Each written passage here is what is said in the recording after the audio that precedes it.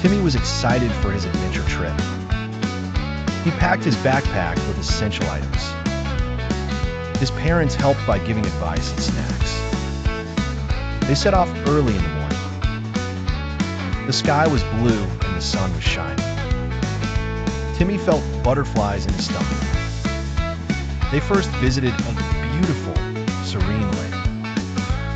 Timmy threw rocks into the shimmering water. Next, they explored a dense, green forest. He listened to birds chirping overhead. They came across a hidden, mystical cave. Timmy was amazed by the sparkling stalactites. His parents showed him a map with paths.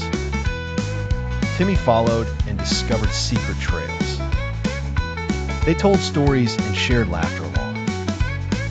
Timmy loved the adventure and learned a lot.